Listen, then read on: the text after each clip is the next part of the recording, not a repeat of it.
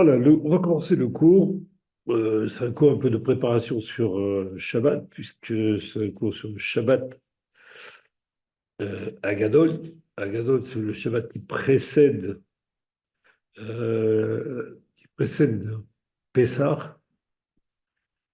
Mais pour avoir deux cours sur Pessah, j'ai préféré sauter le cours sur Tazria et passer directement au Shabbat Agadol et faire un deuxième cours la semaine prochaine sur Be'ezrat Hashem sur Pessah. Donc, ce cours-là va se préoccuper de la condition des Hébreux en Égypte. On se trouve être en présence dans les versets de la Torah de plusieurs contradictions qui nous font penser qu'il nous est demandé de déterminer nous-mêmes quelle était la condition des, des Hébreux en Égypte en fonction de ce que les Chachamim nous disent. En effet, on voit par exemple dans ce verset-là de Shemot que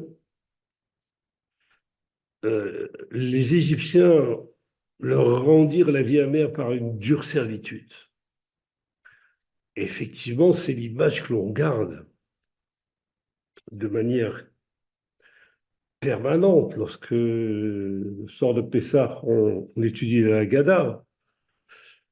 On voit parfaitement que on a le sentiment que les Bnei Israël étaient sous l'emprise des Égyptiens, qui les faisaient travailler durement pour construire leur pays ou bien pour construire leur ville, et que tout cela nous donne l'impression qu'on avait affaire à un esclavage physique des Hébreux par les Égyptiens, dirigés par Pharaon. Cependant, avant même leur libération, les Égyptiens, les Hébreux dirent à Moshe, quand ils se sont trouvés face, ou plutôt poursuivis par l'armée égyptienne après leur sortie, ils ont dit à Moshe, ne t'avons-nous pas dit, en Égypte, laisse-nous tranquilles à servir les Égyptiens. L'expression est un peu compliquée. Laisse-nous tranquilles à servir les Égyptiens. Quand est-ce que ça a été dit? D'après les Hébreux eux-mêmes, ils l'ont dit à Moshe en Égypte, avant même de sortir. Donc, avant même de sortir, les Hébreux disent à Moshe, laisse-nous tranquilles à servir les Égyptiens.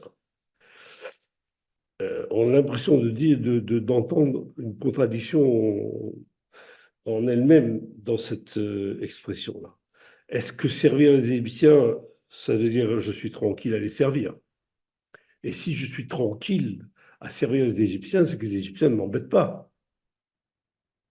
Donc ça, c'est déjà une plainte qui arrive avant même que les Hébreux ne sortent d'Égypte. Maintenant, et si leur esclavage était si dur,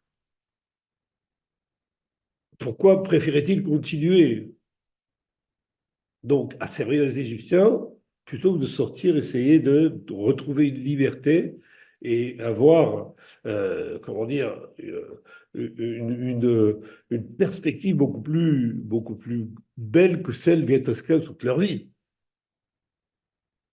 En plus de ça, est-ce que cet esclavage en tant que tel était si dur que ça?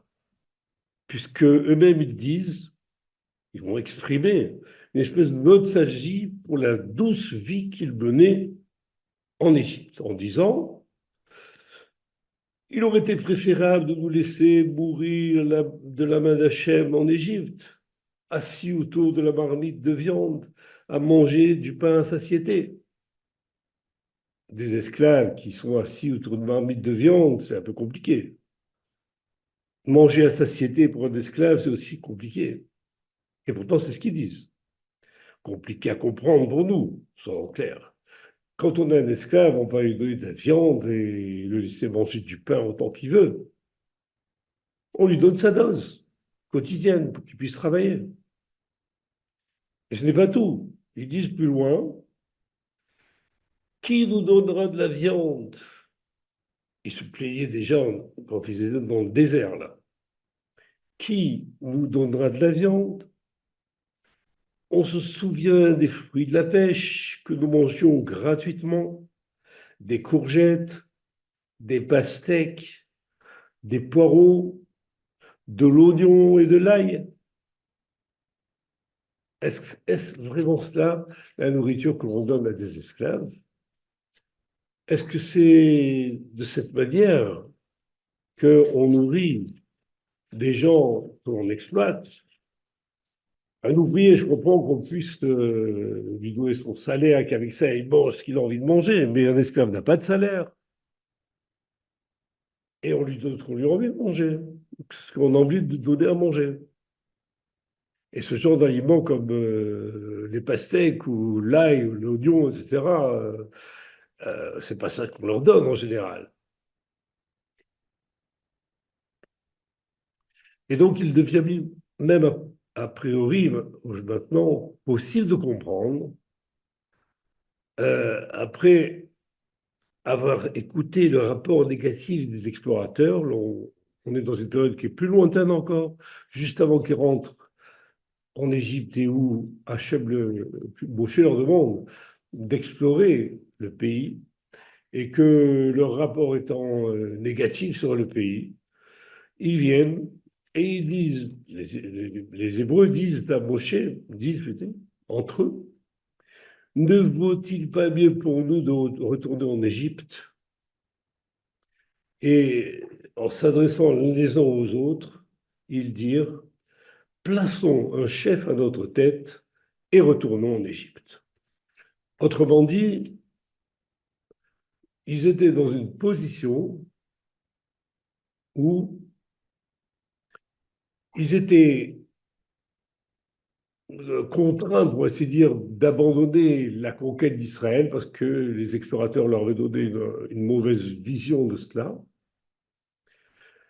Et de fait, ils se retrouvaient à avoir un choix. Qu'est-ce qu'on va faire maintenant? Et leur choix premier, c'était de retourner en Égypte. Et il n'y avait pas d'autre pays au monde où aller. Ils allaient au pays où, normalement, ils étaient esclaves là-bas.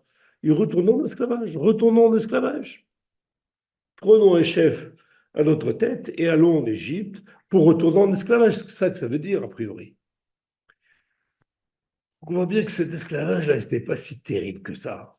Cet esclavage n'était pas d'une contrainte ou une servitude comme ça a l'air d'apparaître dans les d'autres textes de la Haggadah ou de la ou du Chumash. Pourtant, ces esclaves, donc, qu'on appelle les Hébreux, voulaient retourner en Égypte. Ils étaient bien en Égypte. On va essayer de comprendre exactement ce qui s'est passé. Mais disons que la preuve la plus flagrante, sans doute, est que, en réalité, comme dit le texte, plutôt comme dit Rachid après un Midrash, seul un cinquième parmi les Hébreux sortirent. Autrement dit, après pratiquement une année où Akadosh Baruch était quasiment présent tous les jours chez eux, avec les plaies, les prodiges qu'il a produits en Égypte contre les Égyptiens, contre Pharaon, après avoir été témoin de tout cela, au moment de sortir, un cinquième seulement voulu sortir. Les autres 4/5 n'étaient pas du tout prêts à quitter ce qu'on appelle l'esclavage.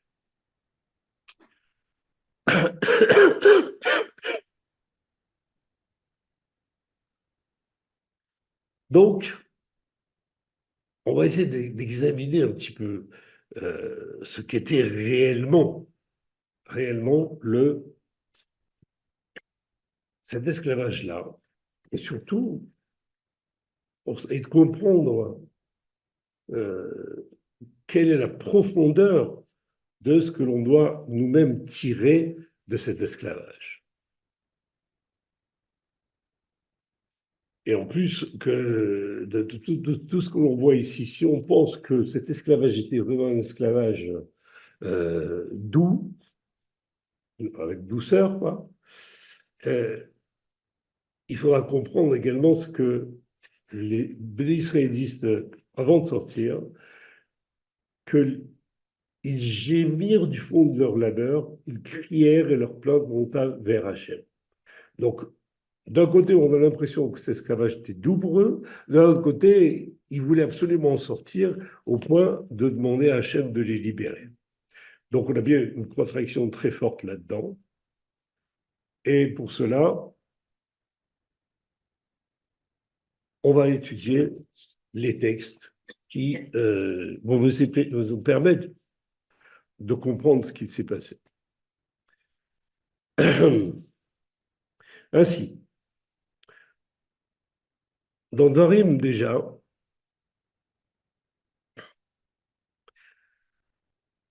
nous voyons que nous avons l'obligation de raconter à nos enfants cet esclavage. Et il est écrit là-bas, et tu diras à ton fils, nous étions esclaves de Pharaon en Égypte, et Hachem nous en a sortis d'une main puissante. Ça, on doit le dire à nos enfants. Donc, nos enfants assis autour de la table, on doit leur apprendre que nous étions esclaves de Pharaon et que Hachem est venu et nous a sortis d'une main puissante. Et il faut d'abord noter que le mot esclave, avadim en hébreu, peut désigner aussi bien des serviteurs que des sujets ou des ministres, comme des esclaves d'ailleurs. Et cela est confirmé par exemple dans Yov, où on voit que Rabbi Ishmael enseigne que Yov était un des serviteurs Raeved de Pharaon. Raeved signifie Raeved Paro. Raeved Paro, c'est ce que l'on met. Raeved Paro pour Yov, c'était un ministre de Pharaon en réalité. D'autre part, on apprend que dans les textes aussi également, Devarim, la Haggadah, les premiers mots de la Haggadah sont tirés du verset suivant. Nous étions les serviteurs de Pharaon en Égypte. Il y a remarqué, nous étions les serviteurs des Égyptiens en Égypte, les serviteurs de Pharaon. La même expression, Ayvet Pharaon, qu'on utilise pour le ministre de Pharaon, ici est utilisée pour dire que nous étions esclaves en Égypte, esclaves de Pharaon. Quelle est donc l'interprétation qu'il faut donner? Et le Maharal, lui, il affirme que les enfants d'Israël n'étaient pas les esclaves des Égyptiens, qui eux-mêmes étaient les esclaves de Pharaon. Ils étaient assujettis en réalité, ils n'étaient assujettis en réalité qu'à Pharaon. C'est ce qu'affirme le Maharal. Ce qui voudrait dire qu'en réalité, les Hébreux étaient d'un haut niveau de service par rapport aux Égyptiens, même eux-mêmes. C'est-à-dire qu'ils étaient très élevés au niveau de leur service, c'est-à-dire qu'ils étaient comme des, peut-être pas des ministres, mais en tout cas des gens qui servaient Pharaon directement.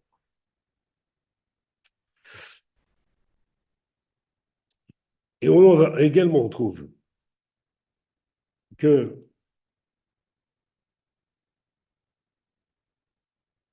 la libération des enfants d'Israël reposait surtout sur la délivrance du joug de Pharaon lui-même. Comme le précise le verset, dans Dvarim toujours, c'est par amour pour vous qu'Hachem vous a fait sortir d'une main puissante, qu'il vous a racheté d'une maison d'esclaves de la main de Pharaon, le roi d'Égypte. De la main de Pharaon, le roi d'Égypte. Pas de la main de des Égyptiens qui étaient vos maîtres, mais de la main de Pharaon lui-même, qui était votre maître. À présent, on va essayer de répondre à la question, savoir de quelle manière Pharaon assujettissait les Hébreux et pourquoi seule la puissance d'Hachem pouvait les libérer. Pour ça,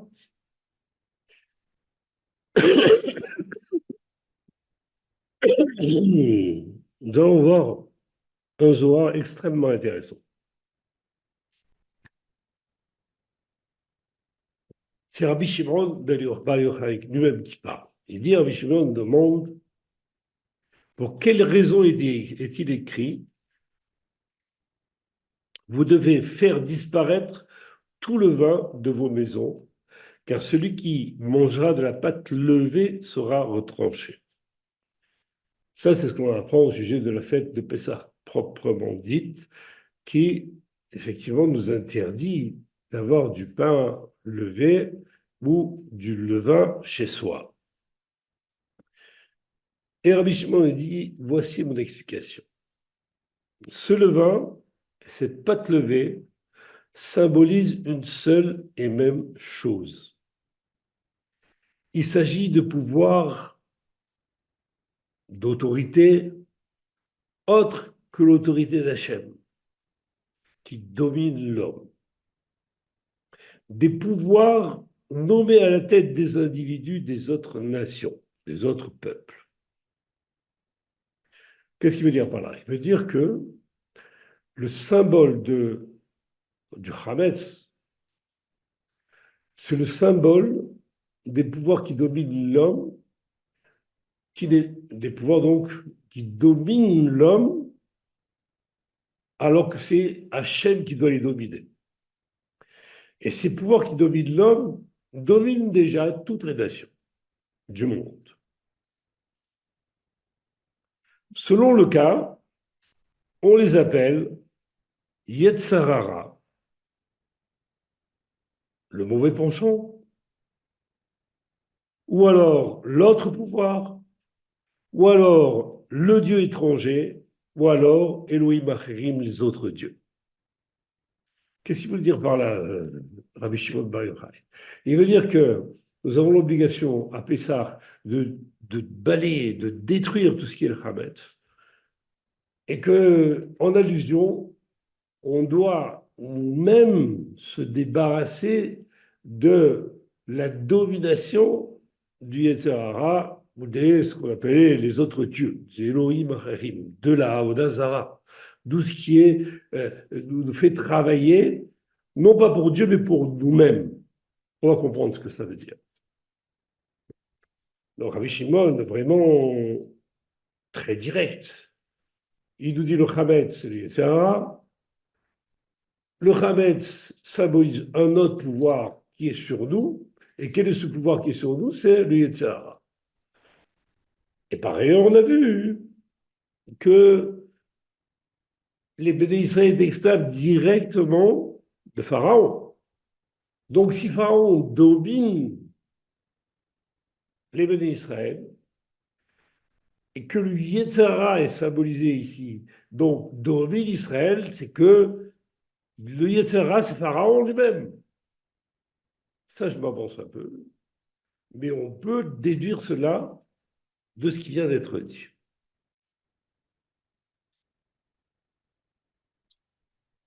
Ah donc, on continue.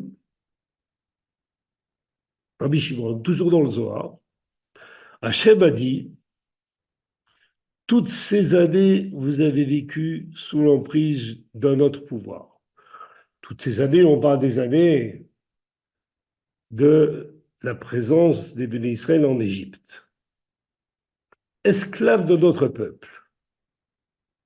À présent, vous devenez des hommes libres. À présent, c'est-à-dire maintenant que je vous fais sortir de là-bas, donc je vous retire je retire la domination qui était sur vous, je vous amène sous ma domination, vous devenez libre.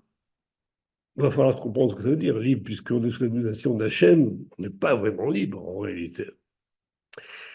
C'est pourquoi il est écrit, cependant, la veille du premier jour de fête, vous devez annuler tout le vin de vos maisons. Car celui qui mangera la pâte levée sera retranché d'Israël. Il revient sur donc l'allégorie. Je vous libère de, de ce pouvoir qui vous a dominé pendant toutes ces années en Égypte, et je vous demande de détruire tout le levain, maintenant que vous en êtes sortis, donc de détruire tout ce qui reste en vous de ce pouvoir-là qui vous dominait. Voilà comment se présente notre fête de Pessah.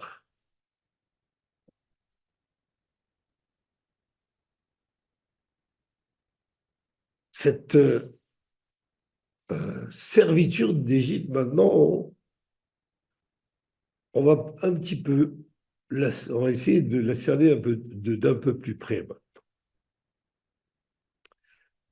Il est même dit au sujet de cette servitude-là, pour bien confirmer qu'on n'est pas trop sur une mauvaise route, que un midrash dit à peu près la même chose que Rabbi Shimon. Ce midrash se trouve dans la Mechilta. Il dit comme ça. Il revient sur une situation qui s'est produite au moment où Moshe et Aaron sont venus annoncer la délivrance au Béné Israël. Ils viennent annoncer la délivrance au Béné Israël. Très bien. On sait qu'après avoir annoncé cette délivrance, il s'est produit un fait qui est que Pharaon a endurci la servitude des Béné Israël en leur relevant la paille, etc. Et dès ce moment-là, les Béné Israël ne pouvaient plus écouter Moshe et Aaron, comme il est dit ici. Il est écrit. Les Hébreux n'écoutèrent pas Moshe parce qu'ils avaient l'esprit oppressé par leur dure servitude. Le texte, en réalité, il dit Velo shamu el Moshe mikotser ruach ou be'avoda kasha. Ils n'écoutèrent pas Moshe du fait du kotser ruach, l'esprit qui était oppressé, vers Avoda kasha. Avoda kasha, on l'a traduit comment au départ? La dure servitude. Voilà ce que dit le Midrash. Ton maître t'apprend que tu es libre et tu ne serais pas content. La raison pour laquelle il est écrit ils n'écoutèrent pas Moshe, pardon, excuse-moi, je reviens un peu avant, j'ai raté un petit peu le texte du Midrash. Comment un homme à qui on annonce une bonne nouvelle ne serait-il pas joyeux? Ton maître t'apprend que tu es libre, c'est-à-dire ton maître, tu viens d'apprendre qu'en fait maintenant, toute ta servitude est terminée. Ouais. C'est terminé. Donc tu es libre. Et toi, tu n'es pas content. Tu n'es pas content. Tu n'es pas heureux. Et la raison pour laquelle il est écrit et n'écoutèrent pas Moshe, c'est-à-dire malgré cette annonce qui vient les libérer, les rendre libres, ils n'écoutèrent plus Moshe. Et qu'ils étaient très difficiles, il leur était très difficile de se séparer de l'idolâtrie. Avoda Kasha, Avoda Zara. C'est Avoda, en fait, qu'il est lié toujours à la domination qui était sur eux, de leur Yetzirah et la domination de Pharaon, en réalité. Donc on voit bien que on a quitté la notion de dure servitude qui est interprétée de manière générale comme une servitude qui Et vis-à-vis des Égyptiens, qui les faisaient travailler durement pour construire, etc., a une servitude qui est beaucoup plus simple que ça, une servitude, une avoda, de servir des dieux étrangers, c'est-à-dire de servir sa propre personne. Servir un dieu étranger, le dieu étranger le plus connu de nous, c'est notre Yetzirah. Pourquoi? Parce que c'est quelqu'un à qui on obéit directement. On l'appelle même dans le Passouk Melech Tzil, le dieu stupide. Donc ce dieu stupide-là, on le sert constamment. L'Égypte, ou plutôt le séjour en Égypte, est le symbole de la servitude qu'exerce sur la domination qu'exerce sur nous le Yetzer Hara. Et là, on vient en sortir. C'est pour ça qu'on ne peut pas en sortir si facilement. Et on comprend parfaitement que même les Hébreux, ils n'écoutent pas Moshe. Ils disent, vous êtes libre du Yetzer Hara, je ne te crois pas. Je ne te crois pas. Je sais très bien que le Yetzer Hara, on ne peut pas s'en sortir comme ça. Et pourtant, c'est ce qui va se passer. Ainsi, les sages qui sous-entendent maintenant que la Avoda Kasha, c'est la Avoda Zara. Et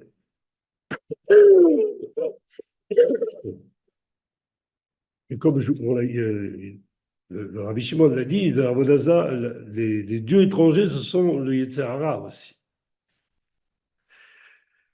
Quoi qu'il en soit, pour tirer un enseignement de la servitude des Hébreux et de leur libération, il faut faire un parallèle entre cet esclavage et l'asservissement de l'homme à son Yetzer Hara, comme le suggère le Zohar. Tant revenir à quelque chose de beaucoup plus terre à terre.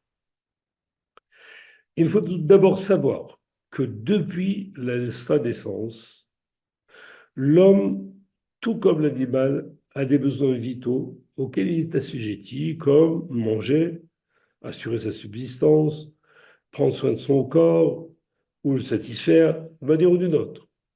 Il est contraint de fournir des efforts pour cela et il ne peut pas échapper à cet assujettissement.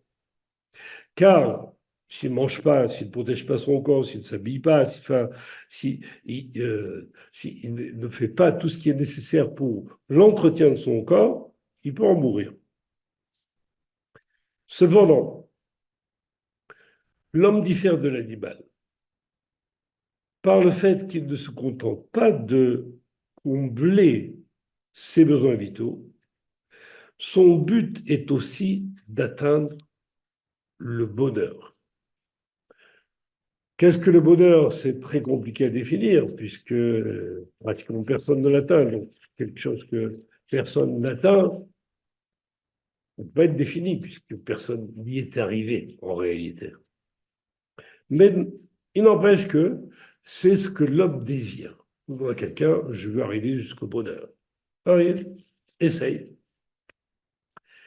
Maintenant, pour y parvenir à ce bonheur, il faut pourchasser toutes sortes de satisfactions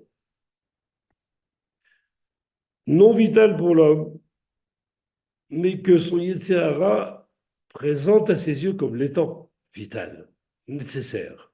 Pour atteindre quel but? Le bonheur. C'est donc sur les conseils de son Yetzer Hara que l'individu va fournir une multitude d'efforts pour combler ses plaisirs, les plaisirs qui se présentent à lui. Donc, on sait très bien que quand on rentre dans la vie matérielle, on a des besoins qui croissent avec le temps et que on n'arrive jamais à les combler pratiquement. Même les gens infiniment riches ont toujours des désirs qui cherchent à combler. D'aller sur la Lune, il s'appelle Elon Musk, je crois, il a construit une fusée pour pouvoir sortir de l'atmosphère. Ça lui a coûté des milliards de dollars. Tout ça pour faire un tour de 2 minutes ou 3 minutes en dehors de l'atmosphère. Ça a été un plaisir immense pour lui, bien sûr, mais il est fini ce minute. Il n'en reste absolument plus rien. Et ça continue pour lui quand même. Bon. Donc, c'est de cette manière que le Yetzer Hara assujettit l'homme. Il lui fait penser que chaque fois, il y a quelque chose d'encore meilleur et qu'il faut essayer de l'atteindre pour arriver au bonheur.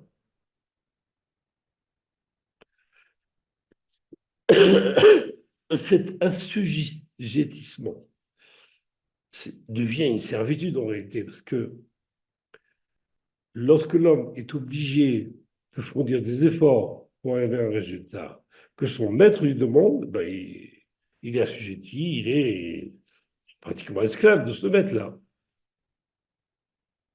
Maintenant, on peut faire le parallèle entre la domination du Yetzer Hara sur l'homme et celle de Pharaon sur les Hébreux. Mais il nous faut comprendre une chose déjà, très importante, c'est de savoir pourquoi l'Égypte a été choisie par Hachem pour leur faire subir cette épreuve-là. On va rentrer dans des considérations qu'on aborde assez rarement, et qui est qu'en fait, l'Égypte, à l'époque où se produit cet exil-là, était sans doute le pays qui était arrivé à l'apogée de la civilisation. L'Écriture situe la beauté de l'Égypte en la comparant au Gan Eden, au jardin d'Éden.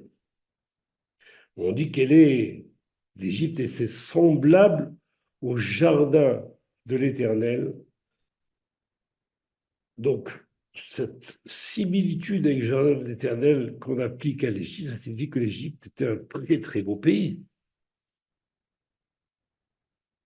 Et ce n'est pas tout. L'Égypte était aussi louée pour sa science. Comme l'affirme le Passouk, le verset, la sagesse de Shlomo surpassa toutes les sciences des peuples d'Orient et toutes celles de l'Égypte. Autrement dit, on compare la sagesse de Shlomo, qui était l'homme le plus sage du monde, et on dit qu'elle dépassait même la sagesse de l'Égypte. Autrement dit, le pays d'Égypte n'était pas n'importe quoi. C'était quelque chose qui était extrêmement attrayant. Et pour les ministres qui sont arrivés là-bas, ils sont arrivés dans ce pays-là qui était très attrayant, aussi bien au niveau de la beauté qu'au niveau de la science. Et donc, c'est dans ce paradis que sont nés la plupart des enfants d'Israël.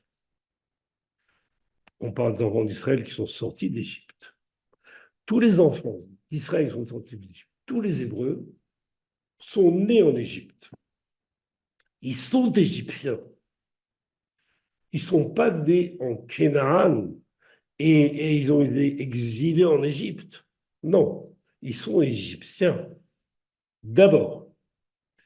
Et d'ailleurs, on ne trouve pas une seule fois je ne crois pas une seule fois, dans tout le Tanakh, l'expression exil d'Égypte. On exilait quand on vient d'un pays et qu'on est envoyé dans un autre pays.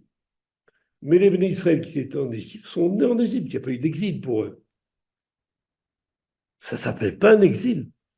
Donc cette expression ne se retrouve pas. Nous, on l'utilise parce que ça nous arrange. On est exilé parce que on devait être en Canaan et qu'on se retrouve en Égypte. Donc on semble être exilé. Mais en réalité, ce n'était pas un exil. Donc, être né dans un pays, on finit par ressembler à qui? À ceux qui l'habitent. Et c'est ainsi que le Passouk nous dit, pas le Passouk, pardon, le Midrash, Vaikra Rabba, les uns comme les autres, c'est-à-dire les Égyptiens comme les Hébreux, étaient incirconcis. Ils se coiffaient d'une manière arrogante et portaient des vêtements de composition interdite, shavness on dit. Ainsi, selon ce Midrash, les Hébreux se sont fondus à la société égyptienne et ont fini par adopter les mœurs des Égyptiens. Ils ont même imité leur dépravation, comme le révèle le prophète Yéhézkiel, qui déplore le comportement des Bnei Israël à son époque en le comparant au comportement des Bnei Israël en Égypte, des Hébreux en Égypte. Tu as accru ta débauche en souvenir de ta jeunesse et tu t'es prostitué sur la terre d'Égypte. Pardon, où tu t'es prostitué sur la terre d'Égypte.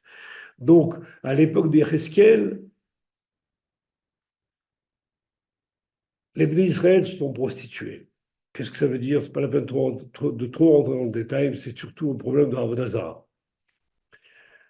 Et en Égypte, ils ont fait exactement la même chose. Ils ont fait la Avodah Zarah, comme on l'a démontré un peu plus haut. Et ici, Yéhézkiel le confirme. Vu sous cet angle, la servitude des Hébreux ne différait pas tant de celle de tous les autres Égyptiens. Les uns comme les autres étaient assujettis à qui? À leur mauvais penchant. Ils étaient tous soumis à une vie matérielle de laquelle ils devaient tirer suffisamment de plaisir pour arriver au bonheur. Ça, c'est une forme de servitude qui est extrêmement répandue, même aujourd'hui, qui est présente chez tous les goïms, sans exception, parce qu'ils n'ont pas de Torah, et que seuls les Hébreux ont la possibilité de s'échapper de ce type d'exil, de ce type de servitude, pardon.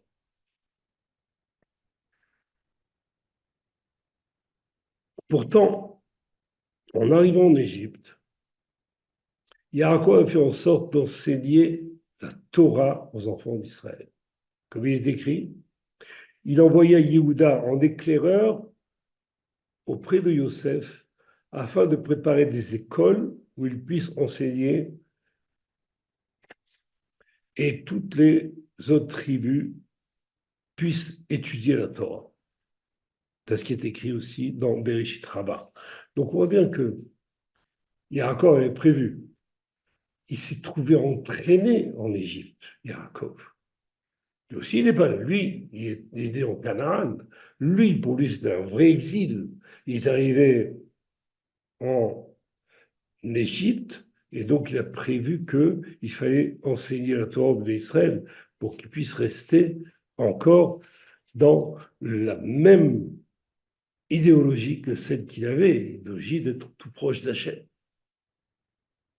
Donc pendant un temps, les enfants d'Israël furent fidèles à la Torah et elle les protégea de l'influence des Égyptiens. Mais après cette période, et après, disons que tous les enfants de Yaakov moururent, le Zohar affirme, que j'ai cité plus haut, que les Hébreux furent assujettis donc à d'autres pouvoirs. Comme on les citait, il s'agit des Sarah, du dieu étranger, etc., etc. En d'autres termes, les Hébreux abandonnèrent le joug de la Torah de leurs ancêtres pour passer sous le joug de leur Yetzirah. C'est venu naturellement.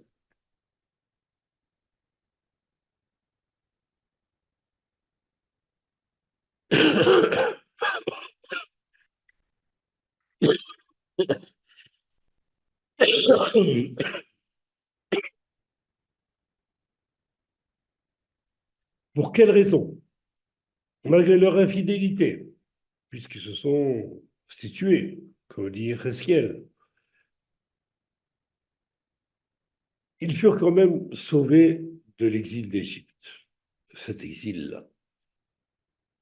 Le Midrash répond, 4 choses ont permis aux Hébreux d'être délivrés de l'Égypte.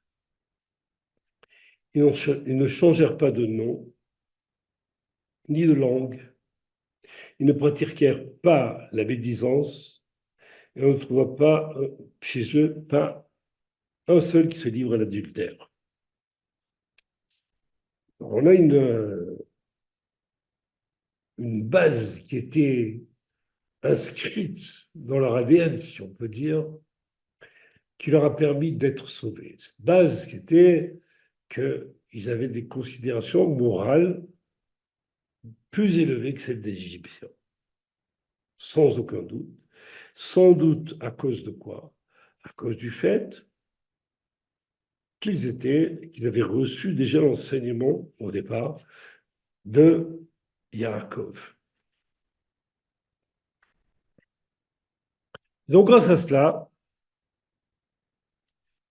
ce sont ces comportements qui ont certainement éveillé les Hébreux. Et c'est grâce à ce réveil qu'ils comprirent qu'ils étaient complètement détournés de la voie de leurs ancêtres. Et qu'ils avaient abandonné leur fidélité à Hachem.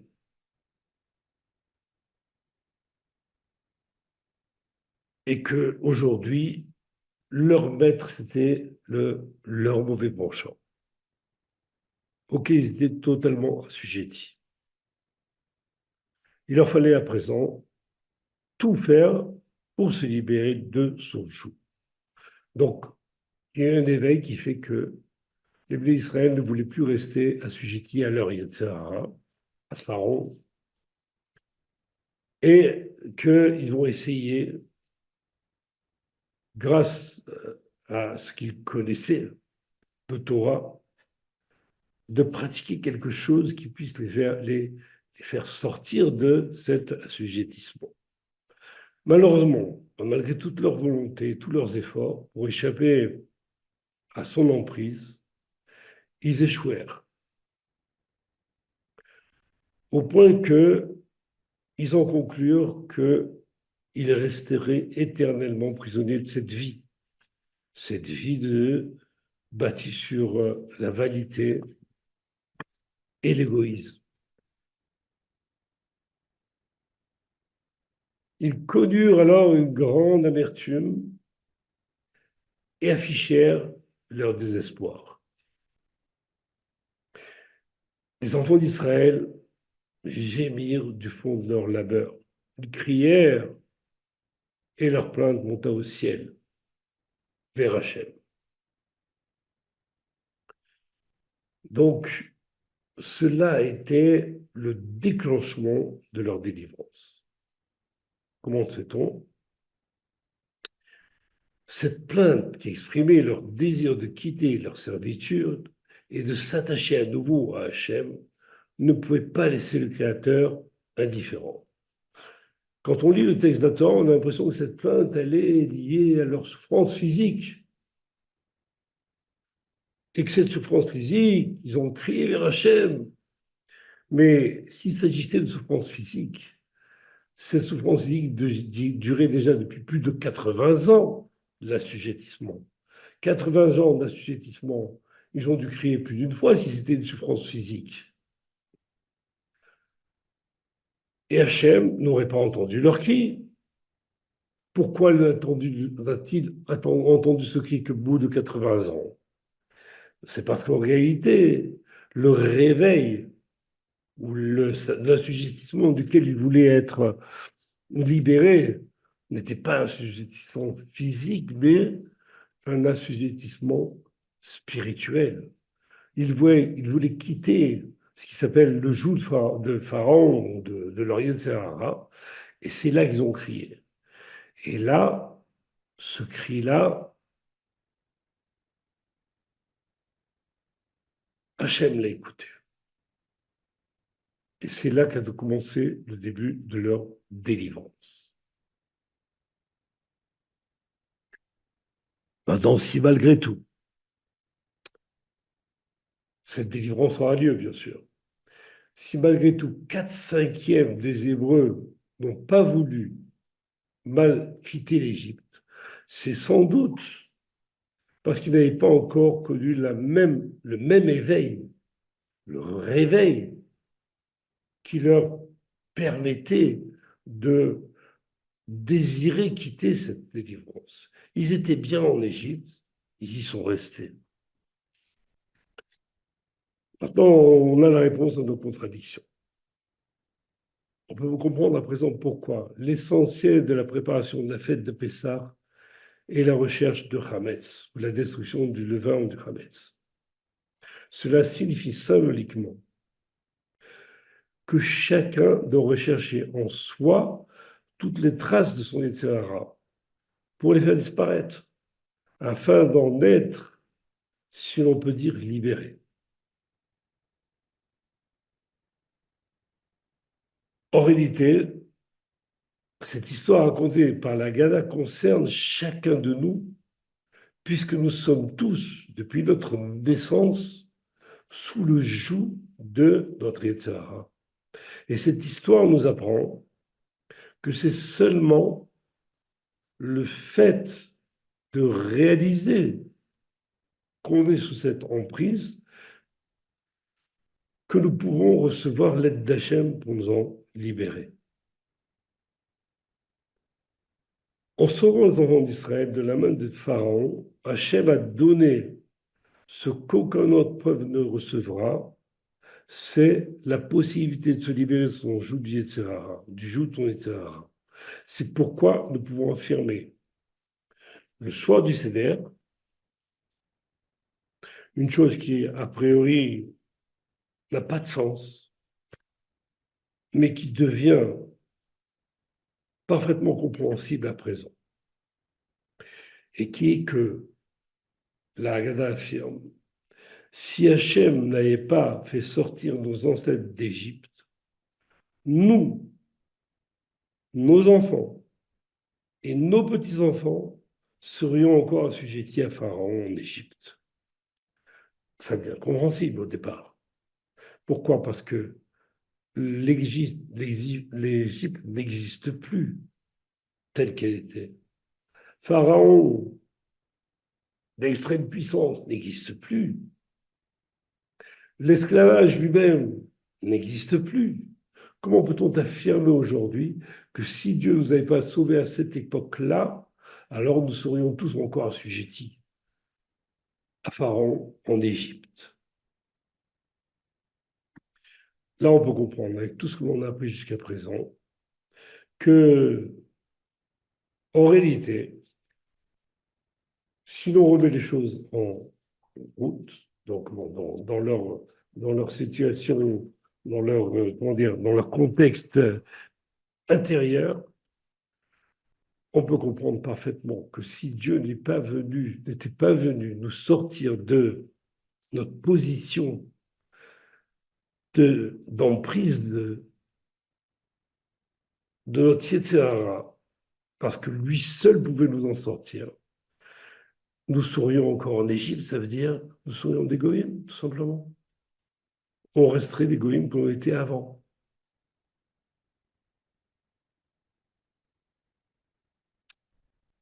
Donc, on peut conclure en disant que la Haggadah doit nous permettre de comprendre ce qu'est la domination du Pharaon ou du Yetzer Hara sur nous, et que nous avons une possibilité d'en sortir avec l'aide d'Hachem. Que cette chose-là doit nous guider pendant toute la Haggadah.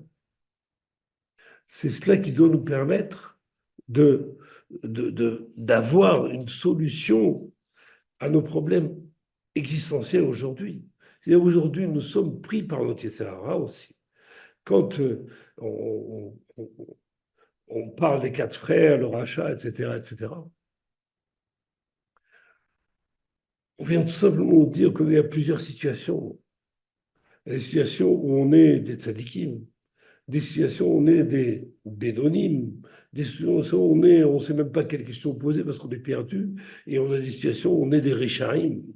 parce que chaque fois, on est à un niveau de domination du Yetzer Hara qui est différent chez nous, et que c'est cela qu'on doit apprendre de l'Égypte.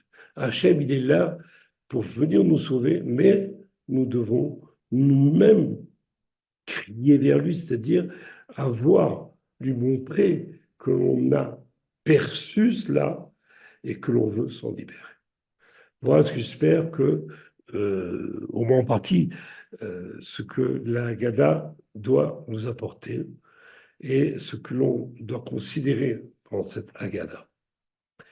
Voilà, on aura l'occasion d'en parler encore la semaine prochaine, si, bon, si vous êtes là évidemment, et de découvrir d'autres choses au sujet de Pessah et de la Haggadah de Pessah.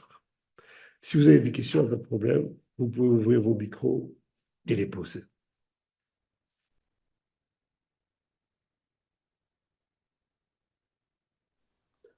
Euh, Bonsoir, Dan. Ça va, c'est Bonjour, Jean-Luc. comment tu Ça vas? va? Ça va, ça fait plaisir de te voir.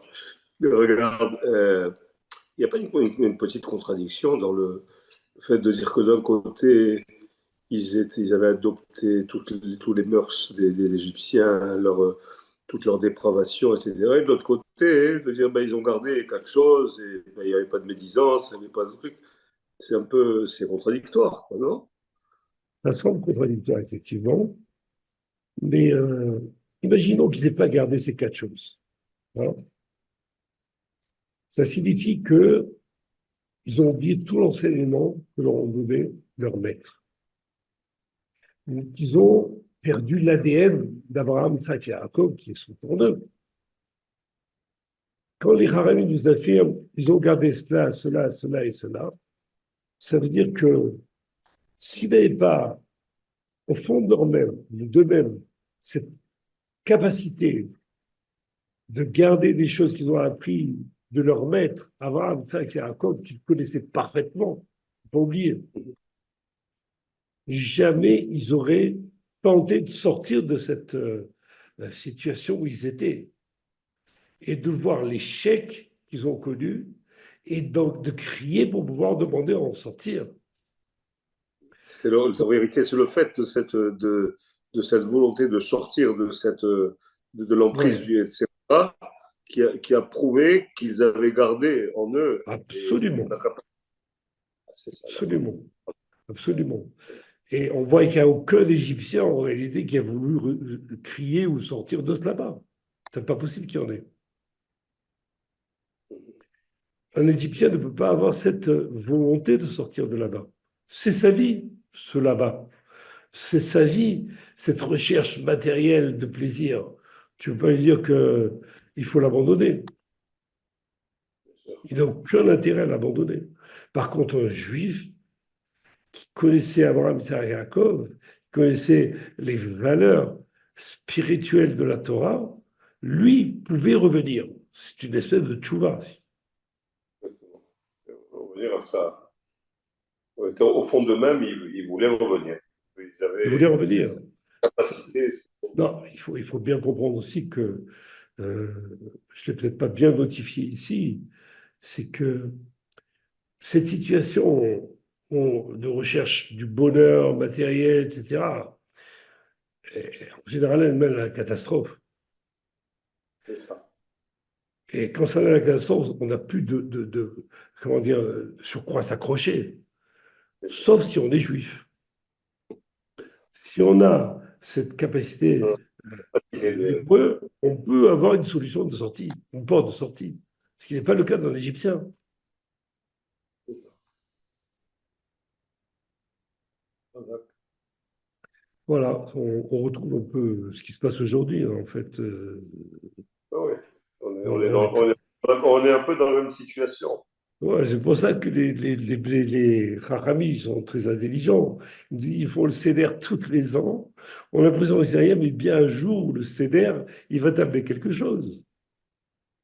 C'est ça. En vérité, quand ils nous disent qu'il faut se considérer qu'aujourd'hui, on sort du Israël, c'est-à-dire Ouais, à chaque période, même actualisée, on revit voilà. les mêmes situations. Exactement, exactement. Et c'est pour nous réveiller un petit peu qu'ils nous envoient ça. Et si on pouvait se réveiller beaucoup, ils passaient la nuit à discuter de ça, les Harabim. Ils voyaient en chaque Exact. point quelque chose de révélateur. Nous, bon, il faut aller manger rapidement le moussoki ou je sais pas quoi. Mais il faut bien comprendre que c'est ça qui doit nous réveiller le jour de Pessah. C'est une grande lumière. En plus, il faut comprendre que quand on dit que c'est une grande lumière, ça veut dire qu'Akadosh Baruch Hu veut se montrer ce jour-là. Quand il veut se montrer, mais si nous, on n'est pas prêt à le voir, eh ben, on ne le voit pas. C'est-à-dire qu'en vérité, ça, en théorie, ça a l'air d'être le moment propice pour pouvoir sortir de cette. Voilà, voilà. Au moins, À aucun autre d'entamer, moment de ça. voilà, Parce qu'aucune des autres fêtes, d'ailleurs, n'a été nommée en disant c'est comme, qu'on se sente comme si on a voulu être des Maccabim, ou qu'on est être Mordechai et Esther. On a, on a, voilà. on a, Non, on n'a pas c'est ça. seulement Pessah, c'est exclusif, ça. Ça nous concerne parce qu'on doit entamer la sortie de cette domination dans laquelle on est, cette servitude dans laquelle on est. On doit prendre les forces à Pessah pour le faire. En vérité, c'est pas du tout. Moi, enfin, j'ai adhéré à ce que tu as dit. Par contre, par le fait que ils étaient peut-être bien en Égypte. Oui. Sur le plan Voilà, matériel, c'était l'Amérique ou la voilà, France. On voilà. est bien là, dans notre confort, dans notre truc. En vérité, c'était pas forcément un esclavage peut-être Physique. réel, physique. Enfin, au moins, du moins, c'était peut-être la même pour l'époque. Ils n'étaient pas moins que pas moins que les esclaves égyptiens ou Oui, ça c'est sûr. considérés. C'est sûr, ça, c'est sûr que ça n'était pas les esclaves égyptiens, c'est les Chachamim qui le disent. Alors, comment se fait-il que dans la Haggadah, on te parle ils ont surservi des bébés pour les mettre dans les murs et tout, c'est quoi ça? C'est des images, c'est quoi? C'est sûr que c'était. C'est Ou sûr que alors c'était pas ce du sont Harry des Potter, quoi. allusions. C'est sûr que Hein, ce sont c'est des pas allusions. ouais, C'est sûr que des allusions. Donner le travail des hommes aux femmes, enfin des femmes aux hommes, ça n'a rien à ouais, voir avec l'esclavage. Tu veux un bien esclave, sûr. tu veux un bon esclave, je pas un mauvais esclave. Tu ne fais pas le travail des femmes aux hommes, des hommes aux femmes, ça ne veut rien dire. D'accord? On voit bien que derrière ça, il y a quelque chose. Quand ils construisaient des villes, elles s'enfonçaient dans le sol. Ouais, Ramsès Mm. et Python. Franchement, tu prends des esclaves pour construire des villes qui vont s'enfoncer dans le sol. Ça veut dire quoi, ça? D'accord? Ça fait On un voit bien que peu. ça, les Pharaonimes, ils veulent nous montrer quelque chose. Mettre les enfants à la place de la paille. Franchement, quel intérêt tu as à faire ça? Toi Bien qui sûr. veux un esclave qui construise. Alors, je peux donner Donc, des réponses, si tu veux, moi, si tu veux. tu te prépares des esclaves pour le futur. Tu ne vas pas les mettre dans le ciment. Absolument, absolument. Au contraire, avec, quand ils avaient des enfants, ils étaient bien contents qu'ils aient des enfants d'esclaves, parce que ça allait être de nouveaux esclaves qui allaient être forts, etc. Ils pouvaient profiter d'eux. On va les mettre dans des murs. Moi, ça m'a toujours provoqué cette histoire-là. J'ai donné une réponse, mais elle m'appartient. Donc, ça vaut ce que ça vaut. Mais en réalité, qu'est-ce qu'on fait, nous, quand on envoie nos enfants dans les écoles Goy ah ouais, qui mais tu construisent les le mets dans le pays ciment. après. C'est ça. Tu les as. Tu les as donnés en sacrifice pour qu'ils construisent le pays d'Égypte. Voilà. C'est ça. C'est ça. C'est ça. Non, c'est vrai. En vérité, je Ça pense marche que. très bien quand tu traduis les paroles des sages, elles sont très fines. Tu regardes bien dedans. Et tu vois qu'il y a une expression que tu peux trouver, une explication qui est beaucoup plus forte que tu peux trouver. Et pourquoi cette explication, elle n'a pas été plus officielle? Parce que je vois Parce que que on n'en parle pas beaucoup de ça. En général, non, non, non. complet à parler qu'on s'est fait frapper par les Égyptiens et qu'on a résisté, que les femmes, elles attendaient leur mari sous le pommier. Ouais, ouais. Et on se complaît dans cette Bon, logique. oui, parce que c'est la chose la plus qui demande le moins d'efforts. Ça C'est ça. demande le moins d'efforts. C'est La ça. Torah, elle exige des efforts de nous. Les Chachamim ne parlent pas pour dire des choses banales, ça c'est sûr. Tout ce qu'ils disent veut nous apprendre quelque chose à nous-mêmes. Tout ce qu'ils disent, absolument tout. Donc, c'est nous-mêmes qui sommes la cible de ce qu'ils disent. C'est ça, exactement. Et si on le prend d'une manière générale, une manière où, comment dire, globale, comme tout le monde comprend, ça ne nous concerne pas. Bon, ben, C'est ça fait ça. ça, il s'est passé comme ça. Histoire, c'est une histoire. C'est une C'est une histoire. histoire, voilà, voilà. Ils ont mis des enfants dans de la brique. Bon, bah, c'est vraiment, ils étaient méchants. Hein. Que ça apprend pour nous. Mais qu'est-ce que ça nous apprend à nous? Que les Égyptiens étaient méchants, un point, c'est tout. Qu'est-ce qu'on en a à faire de ça? Les Ferrari, ils ne se sont pas cassés la tête pour nous Non, transmettre des idées que n'importe qui, dont n'importe qui pourrait profiter. Même un goy pourrait en non, profiter de cette histoire. absolument, absolument, C'est une histoire. C'est une absolument. histoire. Qui sait qui aime être esclave? Qui sait qui a de la sympathie pour ceux qui esclavagisent? Personne. Ouais, Donc, personne. ça aurait été bien pour tout le monde. Mais en vérité, si tu regardes maintenant dans cette explication, elle est plus conforme à notre situation. Absolument. Très conforme, très conforme. C'est ça. On voit bien que les goïms se fichent parfaitement de tous les problèmes qu'on peut avoir. Exactement. Donc, qu'est-ce qu'on Exactement. va se préoccuper d'eux? Ah, ils étaient comme ci ou comme cela, comme ça. On sait comment ils sont. Il n'y a pas de problème. Ils sont là pour nous réveiller. Et si on ne se réveille Taper pas, dans le dos. ouais, ouais. Ils sont là pour nous réveiller. Quand on voit le monde entier aujourd'hui qui donne raison au Hamas pratiquement, ouais, après ce qui s'est passé, ou qui leur donne crédit, ou qui leur donne une occasion de se sortir de leurs problèmes. C'est une absurdité totale. Mais ça prouve simplement une chose, qu'Akash les a mis ensemble pour nous provoquer. À nous de comprendre le message. Exactement. Exactement. Voilà les enfants. Exactement. Très Hazak. beau. Merci. Magnifique. Hazak Ubarour. Merci, Dan. Merci. Bonne Merci, soirée. Dan. À très bientôt. Passez Je une très bonne soirée. Toi aussi. Et suis désolée, je me suis endormie. c'est pas grave, c'est pas grave aussi.